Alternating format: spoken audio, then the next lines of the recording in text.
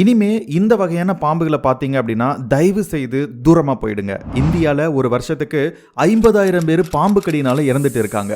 90% இறப்புக்கு காரணமா இப்ப நான் சொல்ல போற இந்த 4 வகையான பாம்புகள் தான் இருக்கு. நம்பர் 1 கண்ணாடி விரியன், நம்பர் 2 கட்டு விரியன், நம்பர் 3 சுருட்டை விரியன், நம்பர் 4 நாகப்பாம்பு. இந்தியால 300 வகையான பாம்புகள் இருந்தாலும் இந்த 4 வகையான பாம்புகள் கொடிய விஷமுள்ள பாம்புகளா இருக்கு. சுமார் 180 வகையான பாம்புகளுக்கு விஷமே கிடையாது. குறிப்பா நம்ம அதிகமா பார்க்கக்கூடிய சார பாம்புக்கு விஷமே இல்லைங்க. 2006ல கட்டுவிரியம் பாம்பு கடிச்சு என்னோட ரிலேட்டிவ் இறந்துட்டாங்க. சரியான முதலுதவி மற்றும் விழிப்புணர்வு இருந்துச்சு அப்படின்னா கண்டிப்பா காப்பாத்திருக்கலாம். ஒரு பாம்பு கடிச்சா பயப்படாம உடனடியா பக்கத்தில் இருக்கக்கூடிய ஹாஸ்பிட்டலுக்கு போறதுதான் ஒரு சரியான வழியா இருக்கு.